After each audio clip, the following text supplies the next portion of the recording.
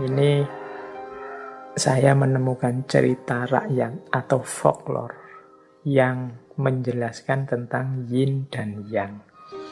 Ini saya tidak tahu validitas ceritanya seperti apa, tapi mungkin penting bagi kita untuk menggambarkan ini loh maksudnya. Cara kita menyikapi situasi yin dan situasi yang. Jadi saya bacakan ya ceritanya, mumpung ini ngajinya malam-malam. Siapa tahu setelah saya cerita teman-teman bisa tidur nyenyak. Oke, baik. Jadi ada cerita begini. Ada dua orang sahabat, namanya Yin dan Yang. Mereka ini intelektual, jadi dikenal sebagai orang yang pandai, berbudi luhur, berjiwa besar, penuh dengan kasih sayang. Dua orang ini tokoh atau sebut saja pendeta dari Taoisme. Nah, mereka ini berteman dekat, wong yo sahabat. Hanya saja dua orang ini punya pemahaman yang berlawanan terhadap ajaran Taoisme. Yo karena dekat, saling bersahabat, ketika punya pendapat yang kontras, yo mereka terus jadi sering diskusi. Sering beradu pendapat. Siapa yang pemahamannya paling benar. Dan yo karena sama-sama pinter, sama-sama punya argumen, diskusi ini tidak selesai-selesai. Masing-masing kukuh dengan pandangan dan prinsipnya sendiri-sendiri. Sampai dua-duanya sama-sama capek. Terus Yin berkata, kamu itu tidak paham saya. Seandainya engkau adalah aku, tentu engkau bisa paham maksudku yang aku inginkan, yang aku sampaikan. Yang juga terus jawab begitu. Iya, kamu juga tidak ngerti aku sih. Coba kamu jadi aku. Mungkin engkau paham apa yang aku inginkan, apa yang aku maksud. Tapi ya terus gimana ya kita biar bisa bertukar diri? Nah, akhirnya mereka gini aja lah, kita kan tidak bisa yang yin jadi yang jadi yin. Begini saja. Sekarang kita sepakati 40 tahun ke depan engkau fokus mempelajari ajaranku, katanya yin pada yang, dan yang juga. Jadi yin akan fokus mempelajari ajarannya yang juga fokus mempelajari ajarannya yin. Jadi dibalik. Misalnya yin itu pendapatnya A, maka sekarang yang coba tahun-tahun ke depan fokus mengkaji A saja. Yang juga begitu. Dia fokus mempelajari A-nya yin, yin juga mempelajari B-nya yang. Kalau yang itu misalnya pendapatnya B. Jadi saling mempelajari. Ini terus diputuskan 40 tahun ya. 40 tahun mungkin cukup lah. Aku ngerti pendapatmu dan kau ngerti pendapatku.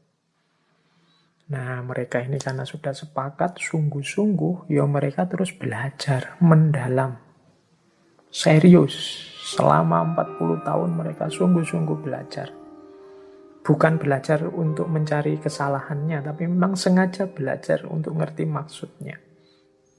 Kadang-kadang kan kita kalau sedang ada urusan ingin berdebat atau menjatuhkan pandangan yang lain, kan fokus kita adalah mencari salahnya pendapat yang lawan kita. Tapi ini ndak pakai pola itu, yo belajar apa maksudnya pendapatnya lawannya, yin dan yang ini.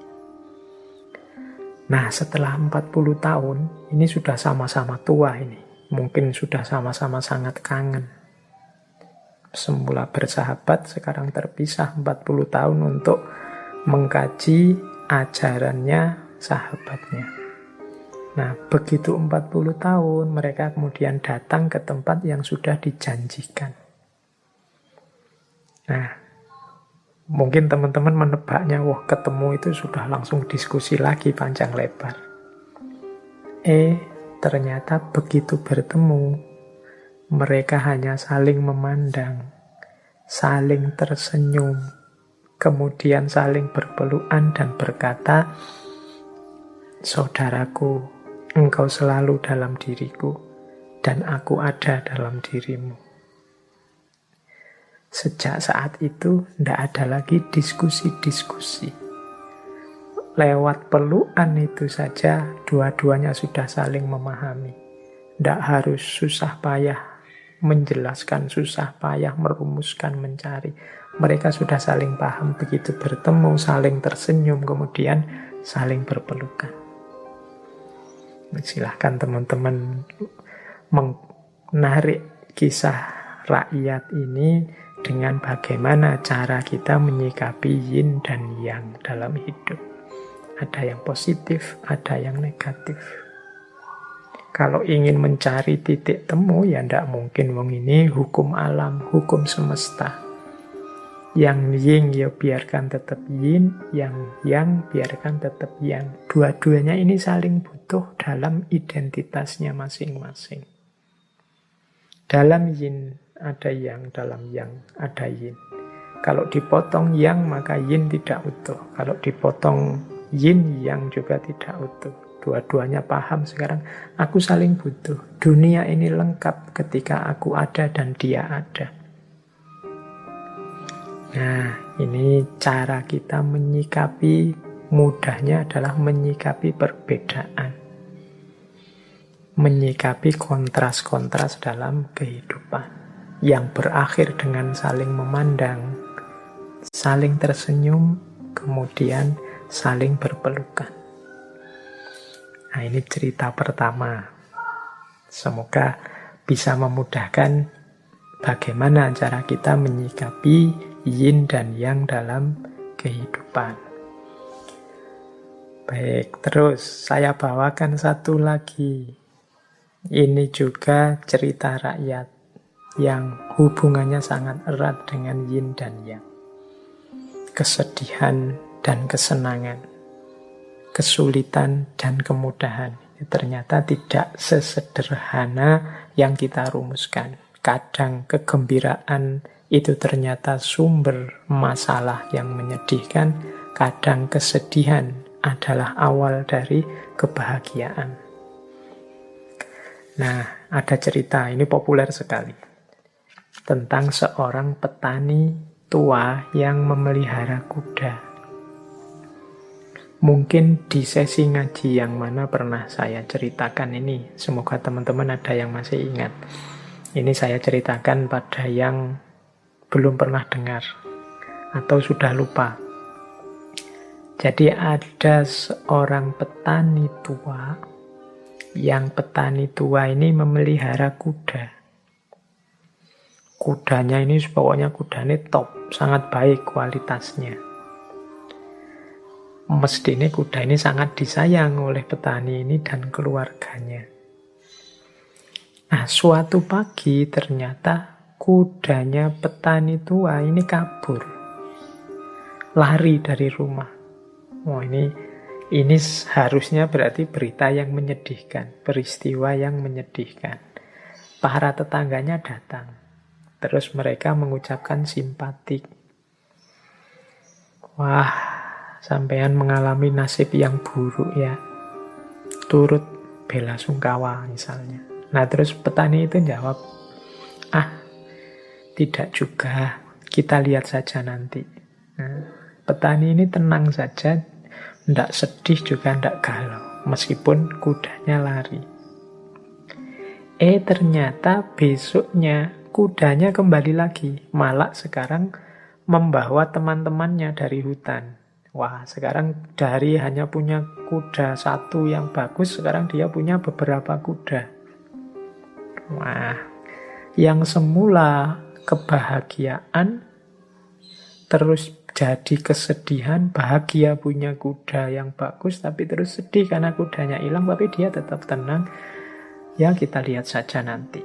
Wah, ketika kudanya kembali lagi membawa teman-teman kudanya yang lain, kan dia ini untung besar akhirnya. Tetangga-tetangganya datang lagi, wah turut senang Pak. Alhamdulillah sampean sekarang nambah kudanya, beruntung sekali sampean ini. Nah, petaninya jawab, ya kita lihat saja nanti. Jadi senang juga, tidak meledak-ledak, biasa saja. Ya hidup itu memang ada sedihnya, ada senangnya. Paginya anaknya ini ingin mencoba kuda-kuda yang baru datang tadi. Mungkin anaknya ini gembira, wah ini kudanya banyak, ini coba. Ingin beberapa, ingin dijinakkan. Waktu nyoba menjinakkan kuda, dia malah jatuh. Kakinya terus patah. Wah, ini kan peristiwa yang menyedihkan. Tadinya sudah seneng, kudanya banyak, sekarang malah kakinya anaknya patah gara-gara kuda. Datang lagi tetangganya, wah ini musibah lagi Pak, sampean ini sial lagi nasibnya. Petani itu ya tetap tenang saja, ya kita lihat saja nanti. Jadi dia kaget, tidak terlalu sedih juga tidak, biasa-biasa saja. Nah, besoknya kemudian tiba-tiba datang pasukan kerajaan ke desa itu. Tujuannya apa? Mencari anak-anak muda untuk direkrut jadi pasukan untuk perang. Nah, anaknya petani tadi akhirnya tidak dibawa. Kenapa? Ya kakinya patah. Tidak layak untuk diikutkan perang. Sehingga malah selamat dia. Wah, ini keuntungan kan? Wah, tetangganya datang lagi ke rumah. Wah, sampean itu kok hidupnya beruntung terus ya Pak? Kok enak terus? Ya petani itu terus bilang, ya kita lihat saja nanti. Dan seterusnya cerita. Ini sebenarnya ini menggambarkan hidup itu ya dinamis, dialektis. Kadang senang, kadang susah. Mbok ya kita tanggapi biasa saja. Kadang kesulitan membuahkan kemudahan, kebahagiaan, kesenangan. Kadang kesenangan melahirkan kesedihan justru, dan seterusnya.